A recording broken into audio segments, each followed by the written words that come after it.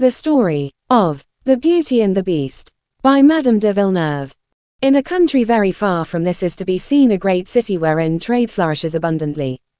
It numbered amongst its citizens a merchant, who succeeded in all his speculations, and upon whom fortune, responding to his wishes, had always showered her fairest favors. But if he had immense wealth, he had also a great many children, his family consisting of 6 boys and 6 girls. None of them were settled in life. The boys were too young to think of it. The girls, too proud of their fortunes, upon which they had every reason to count, could not easily determine upon the choice they should make. Their vanity was flattered by the attentions of the handsomest young gentleman. But a reverse of fortune which they did not at all expect, came to trouble their felicity. Their house took fire, the splendid furniture with which it was filled, the account books, the notes, gold, silver, and all the valuable stores which formed the merchant's principal wealth, were enveloped in this fatal conflagration, which was so violent that very few of the things could be saved. This first misfortune was but the forerunner of others. The father, with whom hitherto everything had prospered, lost at the same time, either by shipwreck or by pirates, all the ships he had at sea. His correspondents made him a bankrupt, his foreign agents were treacherous. In short, from the greatest opulence, he suddenly fell into the most abject poverty. He had nothing left but a small country house, situated in a lonely place, more than 100 leagues from the city in which he usually resided. Impelled to seek a place of refuge from noise and tumult, he took his family to this retired spot, who were in despair at such a revolution. The daughters of this unfortunate merchant were especially horrified at the prospect of the life they should have to lead in this dull solitude. For some time they flattered themselves that, when their father's intention became known, their lovers, who had hitherto sued in vain, would be only too happy to find they were inclined to listen to them. They imagined that the many admirers of each would be all striving to obtain the preference. They thought if they wished only for a husband they would obtain one. But they did not remain very long in such a delightful illusion. They had lost the greatest attractions when, like a flash of lightning, their father's splendid fortune had disappeared, and their time for choosing had departed with it. Their crowd of admirers vanished at the moment of the downfall. Their beauty was not sufficiently powerful to retain one of them. Their friends were not more generous than their lovers. From the hour they became poor, every one, without exception, ceased to know them. Some were even cruel enough to impute their misfortunes to their own acts. Those whom the father had most obliged were his most vehement calumniators. They reported that all his calamities were brought on by his own bad conduct, his prodigality, and the foolish extravagance of himself and his children. This wretched family, therefore, could not do better than depart from a city wherein everybody took a pleasure in insulting them in their misfortunes. Having no resource whatever, they shut themselves up in their country house, situated in the middle of an almost impenetrable forest, in which might well be considered the saddest abode in the world. What misery they had to endure in this frightful solitude! They were forced to do the hardest work. Not being able to have anyone to wait upon them, this unfortunate merchant's sons were compelled to divide the servants' duties amongst them, as well as to exert themselves in every way that people must do who have to earn their livelihood in the country. The daughters, on their part, had sufficient employment. Like the poor peasant girls, they found themselves obliged to employ the delicate hands in all the labors of a rural life. Wearing nothing but woolen dresses, having nothing to gratify their vanity, existing upon what the land could give them, limited to common necessaries, but still retaining a refined and dainty taste, these girls incessantly regretted the city and its attractions. The recollection even of the younger days passed so rapidly in a round of mirth and pleasure was the greatest torment. The youngest girl, however, displayed greater perseverance and firmness in their common misfortune. She bore her lot cheerfully, and with a strength of mind much beyond her years, not but what, at first, she was truly melancholy. Alas! Who would not have felt such misfortunes? But, after deploring her father's ruin, could she do better than resume her former gaiety, make up her mind to the position she was placed in, and forget a world which she and her family had found so ungrateful, and the friendship of which she was so fully persuaded was not to be relied upon in the time of adversity? Anxious to console herself and her brothers, by her amiable disposition and sprightliness, there was nothing she did not do to amuse them. The merchant had spared no cost in her education, nor in that of her sisters. At this sad period she derived all the advantage from it she desired. As she could play exceedingly well upon various instruments, and sing to them charmingly, she asked her sisters to follow her example, but her cheerfulness and patience only made them more miserable. These girls, who were so inconsolable in their ill fortune, thought the youngest sister showed a poor and mean spirit, and even silliness, to be so merry in the state it had pleased Providence to reduce them to. How happy she is, said the eldest, she was intended for such coarse occupations. With such low notions, what would she have done in the world? Such remarks were unjust. This young person was much more fitted to shine in society than either of them. She was a perfectly beautiful young creature, her good temper rendered her adorable. A generous and tender heart was visible in all her words and actions. Quite as much alive to the reverses that had just overwhelmed her family as either of her sisters, by a strength of mind which is not common in her sex, she concealed her sorrow, and rose superior to her misfortunes. So much firmness was considered to be insensibility. But one can easily appeal from a judgment pronounced by jealousy. Every intelligent person, who saw her in her true light, was eager to give her the preference over her sisters. In the midst of her greatest splendor, although distinguished by her merit, she was so handsome that she was called the Beauty. Known by this name only, what more was required to increase the jealousy and hatred of her sisters? Her charms, and the general esteem in which she was held, might have induced her to hope for a much more advantageous establishment than her sisters. But feeling only for her father's misfortunes, far from retarding his departure from a city in which she had enjoyed so much pleasure, she did all she could to expedite it. This young girl was as contented in their solitude as she had been in the midst of the world. To amuse herself in her hours of relaxation, she would dress her hair with flowers, and, like the shepherdesses of former times, forgetting in a rural life all that had most gratified her in the height of opulence, every day brought to her some new innocent pleasure. 2 years had already passed, and the family began to be accustomed to a country life, when a hope of returning prosperity arrived to discompose their tranquility. The father received news that one of his vessels, that he thought was lost, had safely arrived in port, richly laden. His informants added, they feared the factors would take advantage of his absence, and sell the cargo at a low price, and by this fraud make a great profit at his expense. He imparted these tidings to his children, who did not doubt for an instant but that they should soon be enabled to return from exile. The girls, much more impatient than the boys, thinking it was unnecessary to wait for more certain proof, were anxious to set out instantly, and to leave everything behind them. But the father, who was more prudent, begged them to moderate the delight. However important he was to his family at a time when the labors of the field could not be interrupted without great loss, he determined to leave his sons to get in the harvest, and that he would set out upon this long journey. His daughters, with the exception of the youngest, expected they would soon be restored to their former opulence. They fancied that, even if their father's property would not be considerable enough to settle them in the great metropolis, their native place, he would at least have sufficient for them to live in a less expensive city. They trusted they should find good society there, attract admirers, and profit by the first offer that might be made to them. Scarcely remembering the troubles they had undergone for the last 2 years, believing themselves to be already, as by a miracle, removed from poverty into the lap of plenty, they ventured, for retirement had not cured them of the taste for luxury and display, to overwhelm their father with foolish commissions.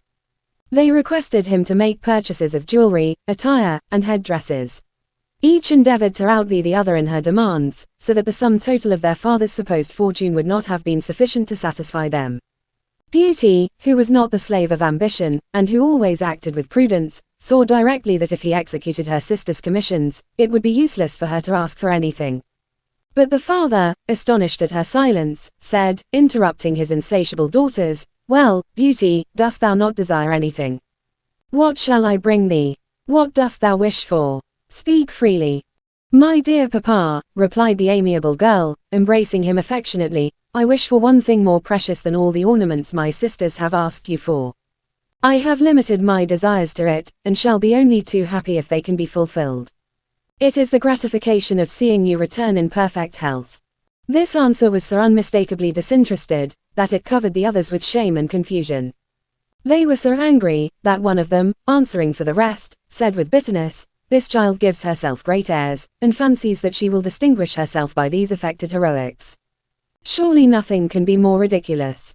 But the father, touched by her expressions, could not help showing his delight at them. Appreciating, too, the feeling which induced her to ask nothing for herself, he begged she would choose something. And to allay the ill will that his other daughters had towards her, he observed to her that such indifference to dress was not natural at her age, that there was a time for everything. "Very well, my dear father," said she, "since you desire me to make some request, I beg you will bring me a rose. I love that flower passionately, and since I have lived in this desert I have not had the pleasure of seeing one." This was to obey her father, and at the same time to avoid putting him to any expense for her. At length the day arrived, that this good old man was compelled to leave his family. He traveled as fast as he could to the great city to which the prospect of a new fortune recalled him. But he did not meet with the benefits he had hoped for. His vessel had certainly arrived, but his partners, believing him to be dead, had taken possession of it, and all the cargo had been disposed of. Thus, instead of entering into the full and peaceable possession of that which belonged to him, he was compelled to encounter all sorts of chicanery in the pursuit of his rights. He overcame them, but after more than 6 months of trouble and expense, he was not any richer than he was before. His debtors had become insolvent, and he could hardly defray his own costs. Thus terminated this dream of riches. To add to his disagreeables, he was obliged, on the score of economy, to start on his homeward journey at the most inconvenient time, and in the most frightful weather. Exposed on the road to the piercing blasts, he thought he should die with fatigue. But when he found himself within a few miles of his house, which he did not reckon upon leaving for such false hopes, in which beauty had shown her sense in mistrusting, his strength returned to him. It would be some hours before he could cross the forest. It was late, but he wished to continue his journey. He was benighted, suffering from intense cold, buried, one might say, in the snow, with his horse. Not knowing which way to bend his steps, he thought his last hour had come. No hut in his road, although the forest was filled with them. A tree, hollowed by age, was the best shelter he could find, and only too happy was he to hide himself in it. This tree protecting him from the cold, was the means of saving his life, and the horse, a little distance from his master, perceiving another hollow tree, was led by instinct to take shelter in that. The night, in such a situation, appeared to him to be never-ending. Furthermore, he was famished, frightened at the roaring of the wild beasts, that were constantly passing by him. Could he be at peace for an instant? His trouble and anxiety did not end with the night. He had no sooner the pleasure of seeing daylight than his distress was greater. The ground appeared so extraordinarily covered with snow, no road could he find, no track was to be seen. It was only after great fatigue and frequent falls, that he succeeded in discovering something like a path upon which he could keep his footing. Proceeding without knowing in which direction, chance led him into the avenue of a beautiful castle, which the snow seemed to have respected. It consisted of 4 rows of orange trees, laden with flowers and fruit. Statues were seen here and there, regardless of order or symmetry. Some were in the middle of the road, others among the trees, all after the strangest fashion. They were of the size of life, and had the color of human beings, in different attitudes, and in various dresses, the greatest number representing warriors. Arriving at the first courtyard, he perceived a great many more statues. He was suffering so much from cold that he could not stop to examine them. An agate staircase, with balusters of chased gold, first presented itself to his sight. He passed through several magnificently furnished rooms. A gentle warmth which he breathed in renovated him. He needed food, but to whom could he apply? This large and magnificent edifice appeared to be inhabited only by statues. A profound silence reigned throughout it, nevertheless it had not the air of an old palace that had been deserted. The halls, the rooms, the galleries were all open. No living thing appeared to be in this charming place. Weary of wandering over this vast dwelling, he stopped in a saloon, wherein was a large fire. Presuming that it was prepared for someone, who would not be long in appearing, he drew near the fireplace to warm himself. But no one came. Seated on a sofa near the fire, a sweet sleep closed his eyelids, and left him no longer in a condition to observe the entrance of anyone. Fatigue induced him to sleep, hunger awoke him, he had been suffering from it for the last 24 hours. The exercise that he had taken ever since he had been in this palace increased his appetite. When he awoke and opened his eyes, he was astonished to see a table elegantly laid. A light repast would not have satisfied him, but the viands, magnificently dressed, invited him to eat of everything. His first care was to utter in a loud voice his thanks to those from whom he had received so much kindness, and he then resolved to wait quietly till it pleased his host to make himself known to him. As fatigue caused him to sleep before his repast, so did the food produce the same effect, and his repose was longer and more powerful. In fact, this second time he slept for at least 4 hours. Upon awaking, in the place of the first table he saw another of porphyry, upon which some kind hand had set out a collation consisting of cakes, preserved fruits, and liqueurs.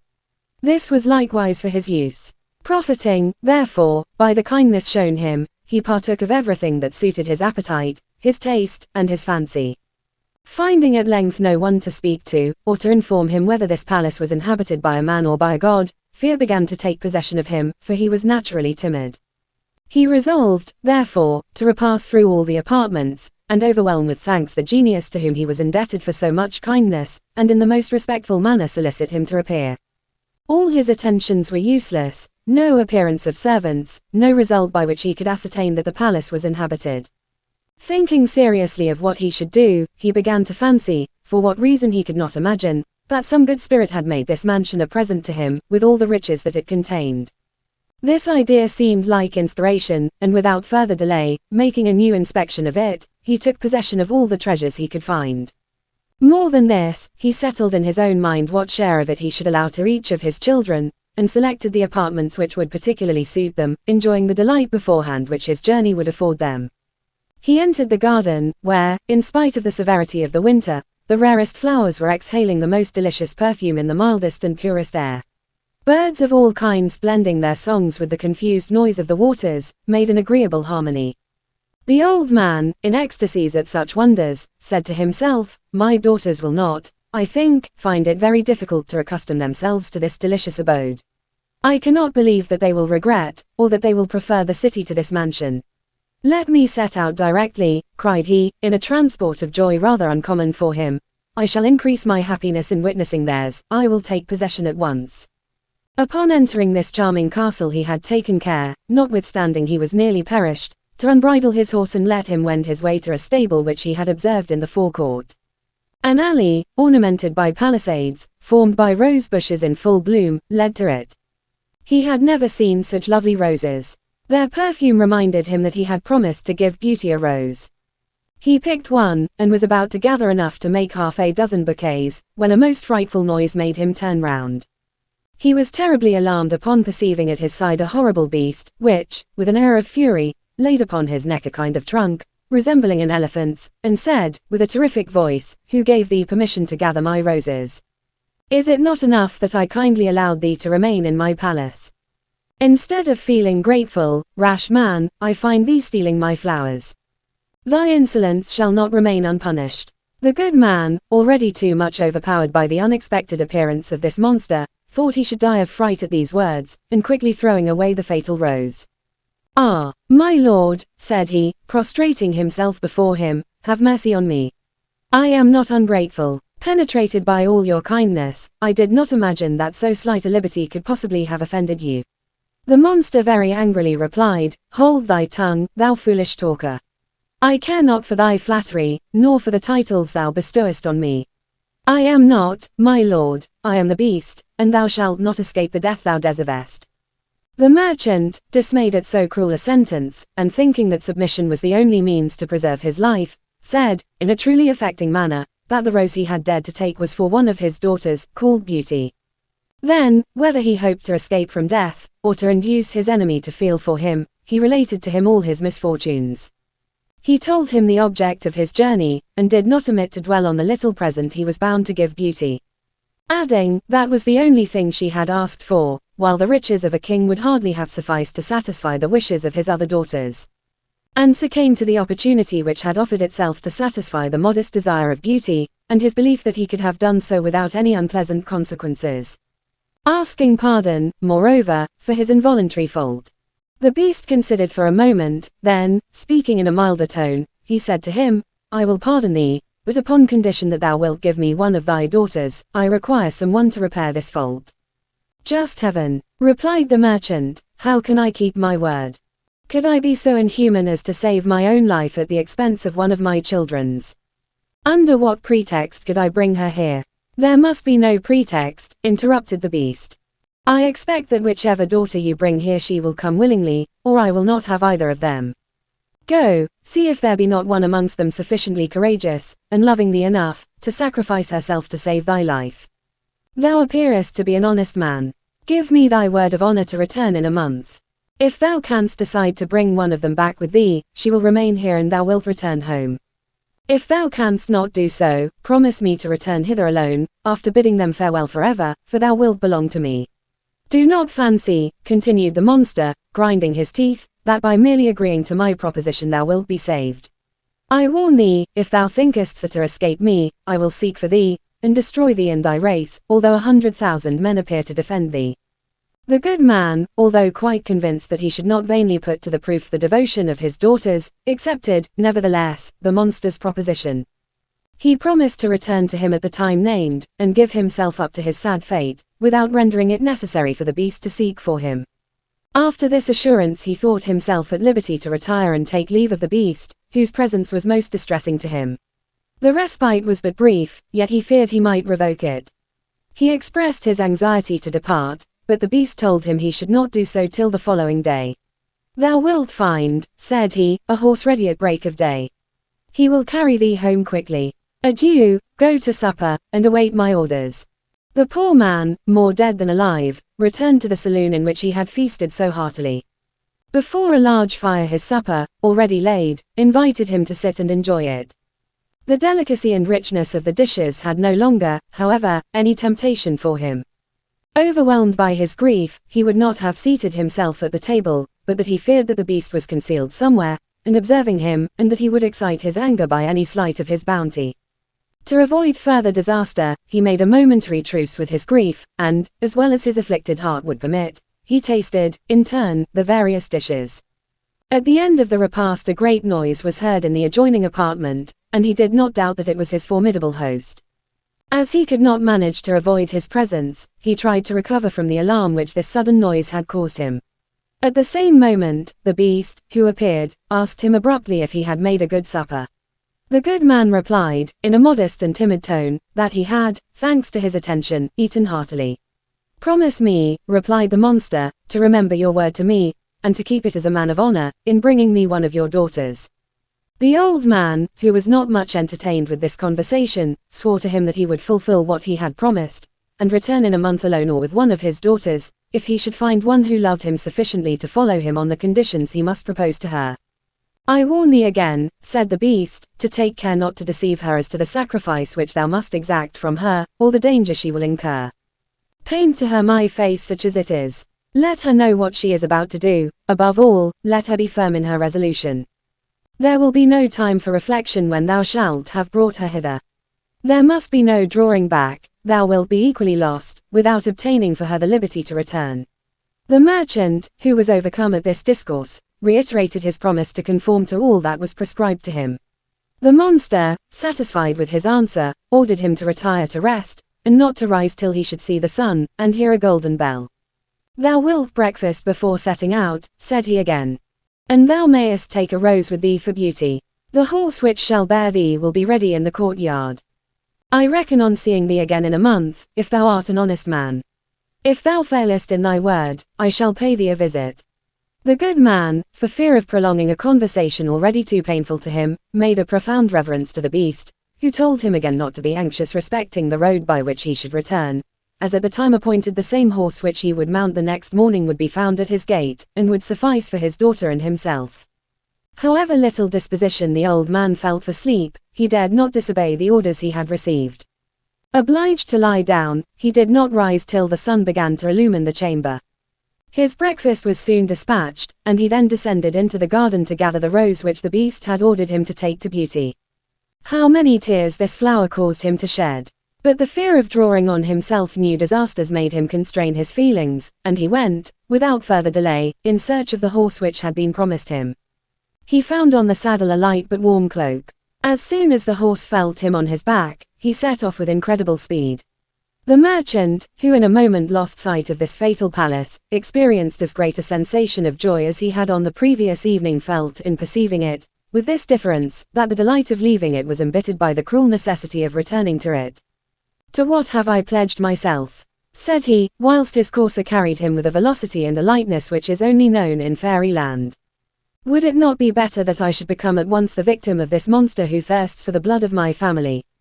By a promise I have made, as unnatural as it is indiscreet, I have prolonged my life. Is it possible that I could think of extending my days at the expense of those of my daughters? Can I have the barbarity to lead one to him, to see him, no doubt, devour her before my eyes? But all at once, interrupting himself, he cried, miserable wretch that I am, what have I to fear? If I could find it in my heart to silence the voice of nature, would it depend on me to commit this cowardly act? She must know her fate and consent to it. I see no chance that she will be inclined to sacrifice herself for an inhuman father, and I ought not to make such a proposition to her. It is unjust. But even if the affection which they all entertain for me should induce one to devote herself, would not a single glance at the beast destroy her constancy, and I could not complain. Ah, too imperious beast, exclaimed he, thou hast done this expressly. By putting an impossible condition to the means thou offerest me to escape thy fury, and obtain the pardon of a trifling fault, thou hast added insult to injury. But, continued he, I cannot bear to think of it. I hesitate no longer. And I would rather expose myself without turning away from thy rage, than attempt a useless mode of escape, which my paternal love trembles to employ. Let me retrace, said he, the road to this frightful palace, and without deigning to purchase so dearly the remnant of a life which can never be but miserable, without waiting for the month which is accorded me to expire, return and terminate this day my miserable existence. At these words he endeavored to retrace his steps, but he found it impossible to turn the bridle of his horse. Allowing himself, therefore, against his will, to be carried forward, he resolved at least to propose nothing to his daughters. Already he saw his house in the distance, and strengthening himself more and more in his resolution, I will not speak to them, he said, of the danger which threatens me. I shall have the pleasure of embracing them once more. I shall give them my last advice. I will beg them to live on good terms with their brothers, whom I shall also implore not to abandon them. In the midst of this reverie, he reached his door. His own horse, which had found its way home the previous evening, had alarmed his family. His sons, dispersed in the forest, had sought him in every direction, and his daughters, in their impatience to hear some tidings of him, were at the door, in order to obtain the earliest intelligence. As he was mounted on a magnificent steed, and wrapped in a rich cloak, they could not recognize him, but took him at first for a messenger sent by him, and the rose which they perceived attached to the pommel of the saddle made him perfectly easy on his account. When this afflicted father, however, approached nearer, they recognized him, and thought only of evincing their satisfaction at seeing him return in good health. But the sadness depicted in his face, and his eyes filled with tears, which he vainly endeavored to restrain, changed their joy into anxiety. All hastened to inquire the cause of his trouble. He made no reply but by saying to Beauty, as he presented her with the rose, there is what thou hast demanded of me, but thou wilt pay dearly for it, as well as the others. I was certain, exclaimed the eldest, and I was saying, this very moment, that she would be the only one whose commission you would execute. At this time of the year, a rose must have cost more than you would have had to pay for us all 5 together. And, judging from appearances, the rose will be faded before the day is ended. Never mind, however, you were determined to gratify the fortunate Beauty at any price. It is true, replied the father, mournfully, that this rose has cost me dear, and more dear than all the ornaments which you wished for would have done. It is not in money, however, and would to heaven that I might have purchased it with all I am yet worth in the world. These words excited the curiosity of his children, and dispelled the resolution which he had taken not to reveal his adventure. He informed them of the ill success of his journey, the trouble which he had undergone in running after a chimerical fortune, and all that had taken place in the palace of the monster. After this explanation, despair took the place of hope and of joy. The daughters, seeing all their projects annihilated by this thunderbolt, uttered fearful cries. The brothers, more courageous, said resolutely that they would not suffer their father to return to this frightful castle, that they were bold enough to deliver the earth from this horrible beast, even supposing he should have the temerity to come in search of him. The good man, although moved at their affliction, forbade him to commit violence, telling him, that as he had given his word, he would kill himself rather than fail to keep it. Notwithstanding this, they sought for expedients to save his life. The young men, full of courage and filial affection, proposed that one of them should go and offer himself as a victim to the wrath of the beast. But the monster had said positively and explicitly that he would have one of the daughters, and not one of the sons. The brave brothers, grieved that the good intentions could not be acted upon, then did what they could to inspire their sisters with the same sentiments. But their jealousy of Beauty was sufficient to raise an invincible obstacle to such heroic action. It is not just, said they, that we should perish in so frightful a manner for a fault of which we are not guilty. It would be to render us victims to Beauty, to whom they would be very glad to sacrifice us. But duty does not require such a sacrifice. Here is the fruit of the moderation and perpetual preaching of this unhappy girl. Why did she not ask, like us, for a good stock of clothes and jewels? If we have not had them, it has at all events cost nothing for asking, and we have no cause to reproach ourselves for having exposed the life of our father by indiscreet demands. If, by an affected disinterestedness, she had not sought to distinguish herself, as she is in all things more favored than we, he would have, no doubt, found enough money to content her. But she must needs, by her singular caprice, bring on us all this misfortune. It is she who has caused it, and they wish us to pay the penalty. We will not be her dupe. She has brought it on herself, and she must find the remedy. Beauty, whose grief had almost deprived her of consciousness, suppressing her sobs and sighs, said to her sisters, I am the cause of this misfortune. It is I alone who must repair it. I confess it would be unjust to allow you to suffer for my fault. Alas! It was, notwithstanding, an innocent wish. Could I foresee that the desire to have a rose when we were in the middle of summer would be punished so cruelly? The fault is committed, however, whether I am innocent or guilty, it is just that I should expiate it. It cannot be imputed to anyone else. I will risk my life, pursued she, in a firm tone, to release my father from his fatal engagement. I will go to find the beast, too happy in being able to die in order to preserve the life of him from whom I received mine, and to silence your murmurs. Do not fear that anything can turn me from my purpose, but I pray you during this month to do me the favor to spare me your reproaches. So much firmness in a girl of her age surprised them all much. And the brothers, who loved her tenderly, were moved at her resolution. They paid her infinite attention, and felt the loss they were about to sustain. But it was requisite to save the life of a father, this pious motive closed their mouths. And well persuaded that it was a thing decided on, far from thinking of combating so generous a purpose, they contented themselves by shedding tears, and giving their sister all the praise which her noble resolution merited, all the more from her being only 16 years of age, and having the right to regret a life which she was about to sacrifice in so cruel a manner.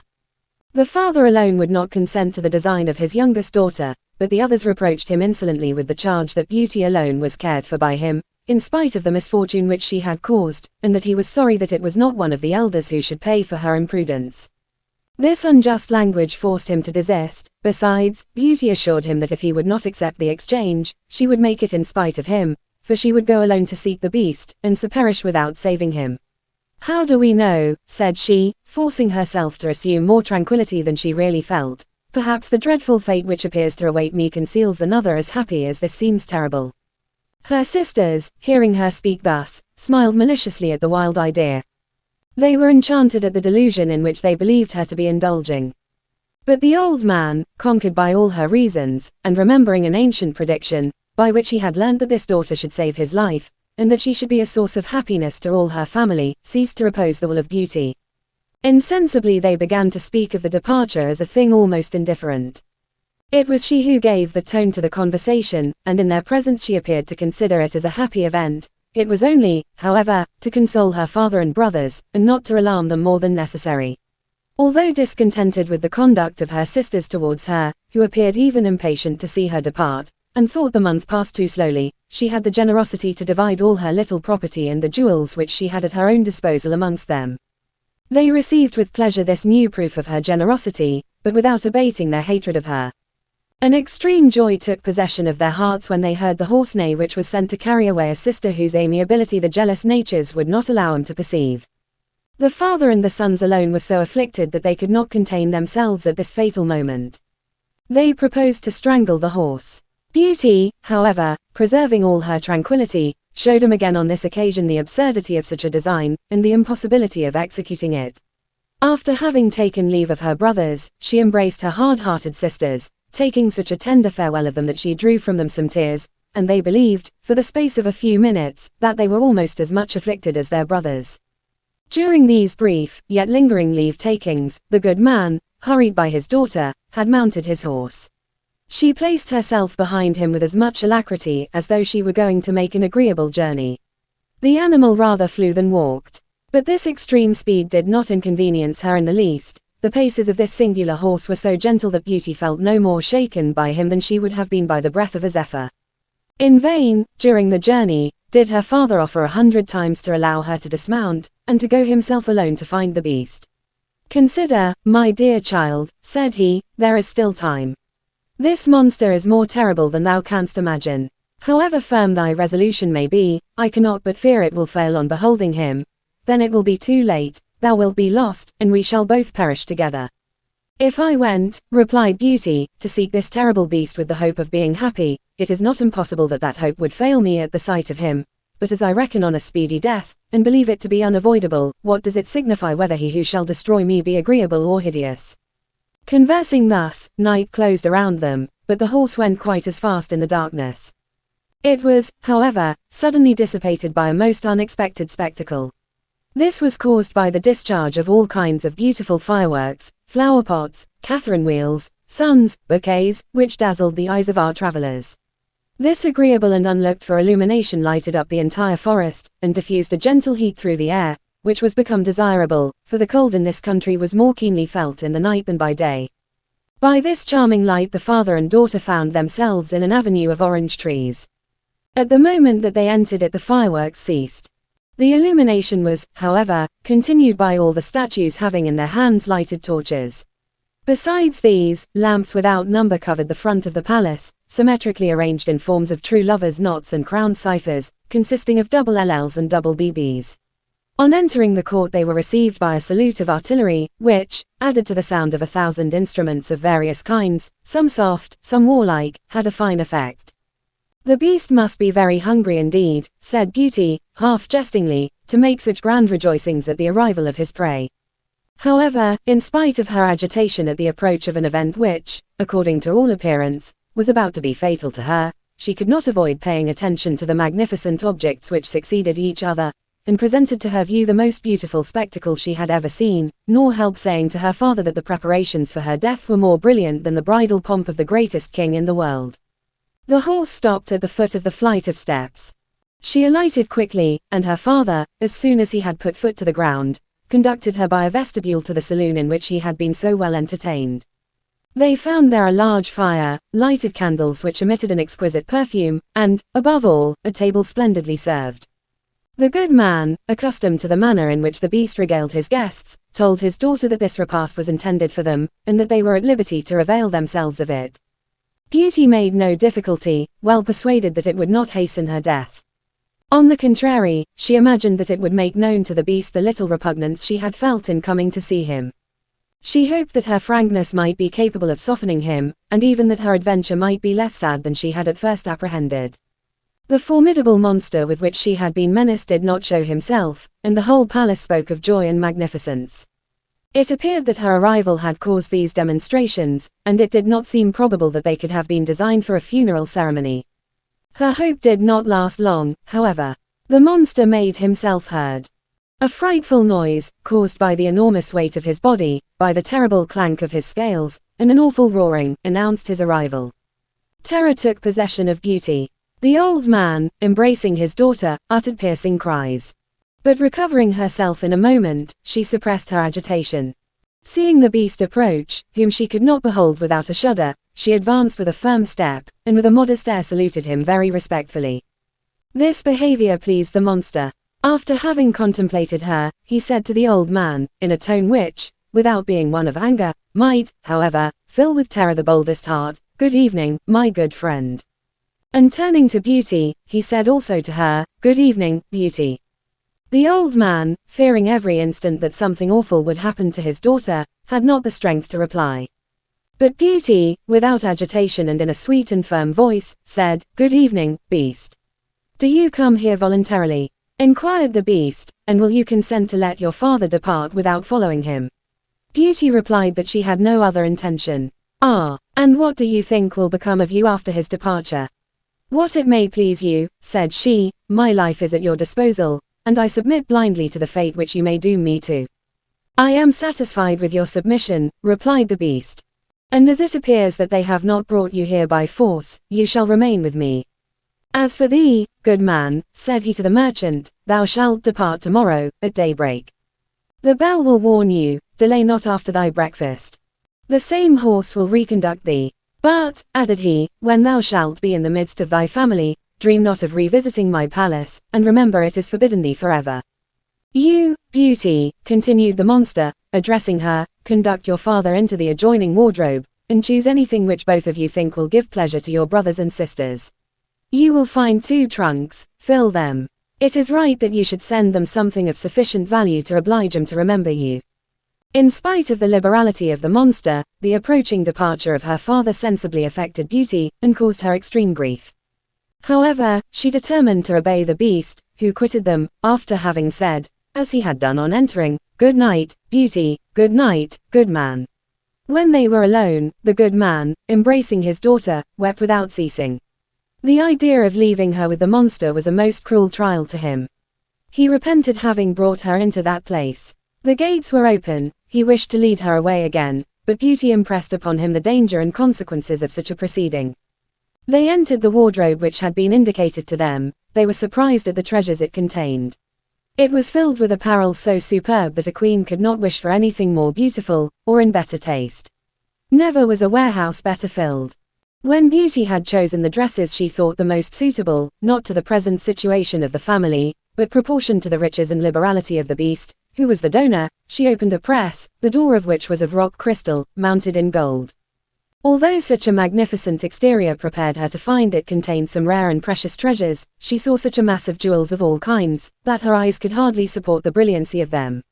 Beauty, from a feeling of obedience, took without hesitation, a prodigious quantity, which she divided as well as she could amongst the lots she had already made. On opening the last cabinet, which was no less than a cabinet filled with pieces of gold, she changed her mind. "I think," said she to her father, "that it will be better to empty these trunks, and to fill them with coin, which you can give to your children according to your pleasure. By this means you will not be obliged to confide your secret to anyone, and your riches will be possessed by you without danger. The advantage that you would derive from the possession of these jewels, although their value might be more considerable, would be attended by inconvenience. In order to profit by them you would be forced to sell them, and to trust them to persons who would only look on you with envious eyes. Your confidence in them might even prove fatal to you, whilst gold pieces of current coin will place you," continued she, "beyond the reach of any misfortune, by giving you the means of acquiring land and houses, and purchasing rich furniture, ornaments, and precious stones." The father approved her forethought, but wishing to take for his daughters some dresses and ornaments, in order to make room for them as well as the gold, he took out of the trunks what he had selected for his own use. The great quantity of coin which he put in did not fill them, however. They were composed of folds which stretched at pleasure. He found room for the jewels which he had displaced, and, in fact, these trunks contained more than he could even wish for. "So much money," said he to his daughter, "will place me in a position to sell my jewels at my own convenience. Following thy counsel, I will hide my wealth from the world, and even from my children. If they knew me to be as rich as I shall be, they would torment me to abandon my country life, which, however, is the sole one wherein I have found happiness, and not experience the perfidy of false friends, with whom the world is filled." But the trunks were so immensely heavy, that an elephant would have sunk under their weight, and the hope which he had begun to cherish appeared to him a dream, and nothing more. "The beast mocks us," said he, "and feigns to give me wealth, which he makes it impossible for me to carry away." "Suspend your judgment," replied Beauty, "you have not provoked his liberality by any indiscreet request nor by any greedy or interested looks. Raillery would be without point. I think, as the monster has bestowed it on you, that he will certainly find the means of allowing you to enjoy it. We have only to close the trunks, and leave them here.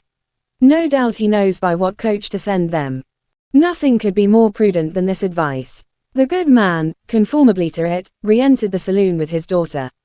Seated together on the sofa, they saw the breakfast instantly served.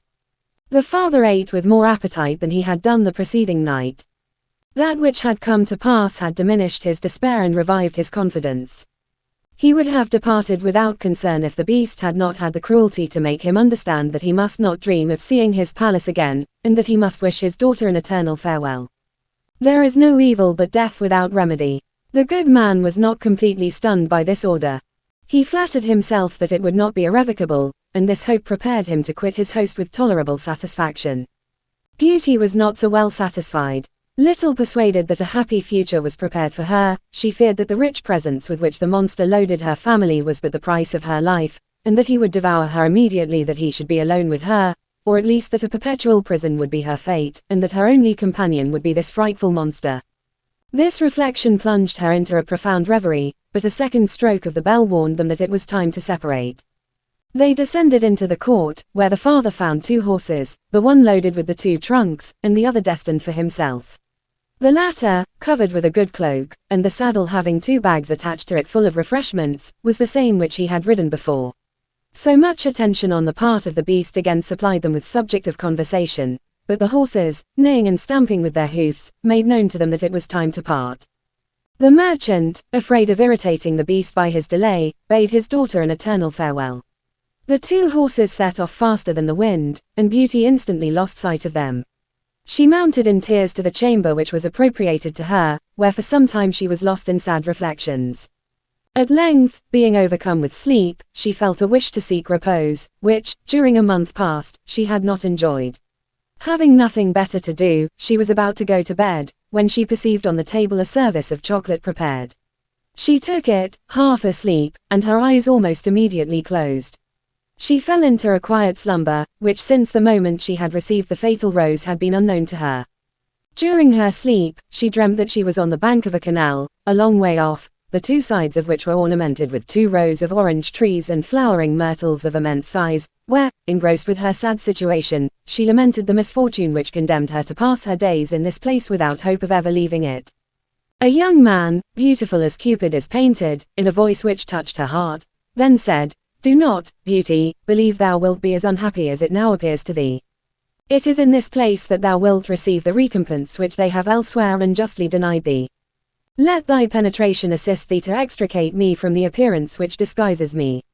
Judge in seeing me if my company is contemptible, and ought not to be preferred to a family unworthy of thee. Wish, and all thy desires shall be fulfilled. I love thee tenderly, thou alone canst bestow happiness on me by being happy thyself. Never deny me this. Excelling all other women as far in the qualities of thy mind as thou excellest them in beauty, we shall be perfectly happy together." This charming apparition then kneeling at her feet, made her the most flattering promises in the most tender language. He pressed her in the warmest terms to consent to his happiness, and assured her that she should be entirely her own mistress. "What can I do?" said she to him with eagerness. "Follow the first impulse of gratitude," said he. "Judge not by thine eyes, and, above all, abandon me not, but release me from the terrible torment which I endure." After this first dream, she fancied she was in a magnificent cabinet with a lady, whose majestic mien and surprising beauty created in her heart a feeling of profound respect. This lady said to her in an affectionate tone, "Charming Beauty, regret not that thou hast left. A more illustrious fate awaits thee, but if thou wouldst deserve it, beware of allowing thyself to be prejudiced by appearances." Her sleep lasted more than 5 hours, during which time she saw the young man in 100 different places, and under 100 different circumstances. Sometimes he offered her a fine entertainment, sometimes he made the most tender protestations to her. How pleasant her sleep was! She would have wished to prolong it, but her eyes, open to the light, could not be induced to close again, and Beauty believed she had only had an agreeable dream. A clock struck 12, repeating 12 times her own name, which obliged her to rise. She then saw a toilet table covered with everything necessary for a lady. After having dressed herself with a feeling of pleasure of which she did not imagine the cause, she passed into the saloon, where her dinner was served. When one eats alone, a repast is very soon over. On returning to her chamber, she threw herself on the sofa. The young man of whom she had dreamt again presented himself to her thoughts. "I can make thy happiness," were his words. "Probably this horrible beast, who appears to command all here, keeps him in prison. How can he be extricated? They repeated to me that I was not to be deceived by appearances. I understand nothing, but how foolish I am. I amuse myself by seeking for reasons to explain an illusion formed by sleep, and which my waking has destroyed. I ought not to pay attention to it. I must only occupy myself with my present fate, and seek such amusements as will prevent my being overcome by melancholy." Shortly afterwards she began to wander through the numerous apartments of the palace. She was enchanted with them, having never seen anything so beautiful. The first that she entered was a large cabinet of mirrors. She saw herself reflected on all sides. At length a bracelet, suspended to a girandole, caught her sight. She found on it the portrait of the handsome cavalier, just as she had seen him in her sleep. How was it she recognized him immediately? His features were already too deeply impressed on her mind, and, perhaps, in her heart. With joyful haste she placed the bracelet on her arm, without reflecting whether this action was correct. From this cabinet, having passed into a gallery full of pictures, she there found the same portrait the size of life, which appeared to regard her with such tender attention, that she colored, as if this picture had been the person himself, or that she had had witnesses of her thoughts. Continuing her walk, she found herself in a saloon filled with different kinds of instruments. Knowing how to play on almost all, she tried several, preferring the harpsichord to the others, because it was a better accompaniment for the voice. From this saloon, she entered another gallery, corresponding to that in which were the paintings. It contained an immense library. She liked reading, and since her sojourn in the country she had been deprived of this pleasure. Her father, by the confusion of his affairs, had found himself obliged to sell his books. Her great taste for study could easily be satisfied in this place, and would guarantee her against the dullness consequent on solitude. The day passed before she could see everything.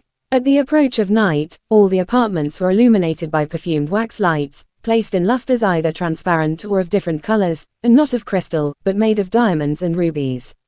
At the usual hour, Beauty found her supper served, with the same delicacy and neatness as before. No human figure presented itself to her view. Her father had told her she would be alone. This solitude began no longer to trouble her, when the beast made himself heard. Never having yet found herself alone with him, ignorant how this interview would pass off, fearing even that he only came to devour her, is it any wonder that she trembled? But on the arrival of the beast, whose approach was by no means furious, her fears were dissipated. This monstrous giant said, roughly, "Good evening, Beauty." She returned his salutation in the same terms, with a calm air, but a little tremulously. Amongst the different questions which the monster put to her, he asked how she amused herself. Beauty replied, "I have passed the day in inspecting your palace, but it is so vast that I have not had time to see all the apartments, and the beauties which it contains." The beast asked her, "Do you think you can get accustomed to living here?" The girl replied, politely, that she could live without trouble in so beautiful an abode. After an hour's conversation, Beauty discovered that the terrible tone of his voice was attributable only to the nature of the organ, and that the beast was more inclined to stupidity than to ferocity. At length he asked her bluntly if she would marry him. At this unexpected demand, her fears were renewed, and uttering a terrible shriek, she could not help exclaiming, "Oh! Heavens, I am lost." "Not at all," replied the beast, quietly, "but without frightening yourself, reply properly. Say precisely, yes, or, no." Beauty replied, trembling, "No, beast." "Well, as you object, I will leave you," replied the docile monster. "Good evening, Beauty." "Good evening, beast," said the frightened girl, with much satisfaction. Extremely relieved by finding that she had no violence to fear, she lay quietly down and went to sleep. Immediately her dear unknown returned to her mind. He appeared to say to her, tenderly, "How overjoyed I am to see you once more, dear Beauty, but what pain has your severity caused me? I know that I must expect to be unhappy for a long time."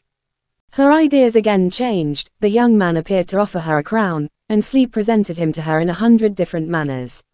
Sometimes he seemed to be at her feet, sometimes abandoning himself to the most excessive delight, at others shedding a torrent of tears, which touched the depths of her soul. This mixture of joy and sadness lasted all the night. On waking, having her imagination full of this dear object, she sought for his portrait, to compare it once more with her recollections, and to see if she were not deceived. She ran to the picture gallery, where she recognized him still more perfectly. How long she was admiring him! But feeling ashamed of her weakness, she contented herself at length by looking at the miniature on her arm. At length, to put an end to these tender reflections, she descended into the garden, the fine weather seeming to invite her to a stroll. Her eyes were enchanted, they had never seen anything in nature so beautiful. The groves were ornamented with admirable statues and numberless fountains, which cooled the air, and shot up to such a height that the eye could scarcely follow them. What surprised her most was, that she recognized the places wherein she had dreamt she had seen the unknown. Especially at the sight of the Grand Canal, bordered with orange and myrtle trees, she could not but think of her vision, which appeared no longer a fiction. She thought to explain the mystery by imagining that the beast kept someone shut up in his palace. She resolved to be enlightened on the subject that same evening, and to question the monster, from whom she expected a visit at the usual hour. She walked for the rest of the day, as long as her strength permitted, without being able to see all. The apartments which she had not been able to inspect the evening before, were no less worthy of her admiration than the others. Besides the instruments and curiosities with which she was surrounded, she found in another cabinet plenty to occupy her. It was filled with purses, and shuttles for knotting, scissors for cutting out, and fitted up for all sorts of ladies' work. In fact, everything was to be found there. In this gallery care had been taken to place a cage filled with rare birds, all of which, on the arrival of Beauty, formed an admirable concert. They came also and perched on her shoulders, and these loving little creatures vied with each other as to which should nestle closest to her. "Amiable prisoners," said she, "I think you charming, and I am vexed that you should be so far from my apartment. I should often like the pleasure of hearing you sing." What was her surprise, when as she said these words, she opened a door and found herself in her own chamber, which she believed was very distant from this gallery, having only arrived in it after turning and threading a labyrinth of apartments which composed this pavilion. A panel which had concealed from her the neighborhood of the birds, opened into the gallery, and was very convenient, as it completely shut out the noise of them when quiet was desirable. Beauty, continuing her route, perceived another feathered group. These were parrots of all kinds and of all colors. All at her approach began to chatter. One said, "Good day," to her. The other asked her for some breakfast, one more gallant begged a kiss. Several sang opera airs, others declaimed verses composed by the best authors. And all exerted themselves to entertain her. They were as gentle and as affectionate as the inhabitants of the aviary. Their presence was a real pleasure to her. She was delighted to find something she could talk with, for silence was not agreeable to her. She put several questions to some of them, who answered her like very intelligent creatures. She selected one from amongst them as the most amusing. The others, jealous of this preference, complained sadly. She consoled them by some caresses, and the permission to pay her a visit whenever they pleased. Not far from this spot she saw a numerous troop of monkeys of all sizes, great and small, sappageous, some with human faces, others with beards, blue, green, black, and crimson. They advanced to meet her at the door of their apartment, which she had by chance arrived at. They made her low bows, accompanied by countless capers, and testified, by action, how highly sensible they were of the honor she had done them. To celebrate her visit, they danced upon the tight rope, and bounded about with a skill and an agility beyond example. Beauty was much pleased with the monkeys, but she was disappointed at not finding anything which could enlighten her respecting the handsome unknown. Losing all hope of doing so, and looking upon her dream as altogether an illusion, she did her best to drive the recollection of it from her mind. But her efforts were vain. She praised the monkeys, and, caressing them, said she should like some of them to follow her and keep her company. Instantly 2 tall young apes, in court dresses, who appeared to have been only waiting for her orders, advanced and placed themselves with great gravity beside her. 2 sprightly little monkeys took up her train as her pages. A facetious baboon, dressed as a Spanish gentleman of the chamber, presented his paw to her, very neatly gloved, and accompanied by this singular cortege, Beauty proceeded to the supper table. During her meal the smaller birds whistled, in perfect tune, an accompaniment to the voices of the parrots, who sang the finest and most fashionable airs. During the concert, the monkeys, who had taken upon themselves the right of attending upon Beauty, having in an instant settled their several ranks and duties, commenced their service, and waited on her in full state, with all the attention and respect that officers of a royal household are accustomed to pay to queens. On rising from table, another troop proceeded to entertain her with a novel spectacle. They were a sort of company of actors, who played a tragedy in the most extraordinary fashion. These senior monkeys and senora apes, in stage dresses covered with embroidery, pearls, and diamonds, executed all the actions suitable to the words of their parts, which were spoken with great distinctness and proper emphasis by the parrots. So cleverly, indeed, that it was necessary to be assured that these birds were concealed in the wig of one actor or under the mantle of another, not to believe that these new-fashioned tragedians were speaking themselves. The drama appeared to have been written expressly for the actors, and Beauty was enchanted. At the end of the tragedy, one of the performers advanced and paid Beauty a very well-turned compliment, and thanked her for the indulgence with which she had listened to them. All then departed, except the monkeys of her household, and those selected to keep her company. After supper, the beast paid her his usual visit, and after the same questions and the same answers, the conversation ended with a "Good night, Beauty." The lady apes of the bedchamber undressed their mistress, put her to bed, and took care to open the window of the aviary, that the birds, while warbling much softer than their songs by day, might induce slumber, and afford her the pleasure of again beholding her lover. Several days passed without her experiencing any feeling of dullness.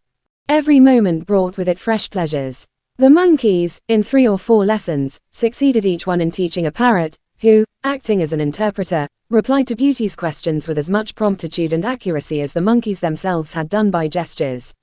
In fine, Beauty found nothing to complain of but the obligation of enduring every evening the presence of the beast, but his visits were short, and it was undoubtedly to him that she was indebted for the enjoyment of all imaginable amusements. The gentleness of the monster occasionally inspired Beauty with the idea of asking some explanation respecting the person she saw in her dreams, but sufficiently aware that he was in love with her, and fearing by such questioning to awaken his jealousy, she had the prudence to remain silent, and did not venture to satisfy her curiosity. By degrees she had visited every apartment in this enchanted palace, but one willingly returns to the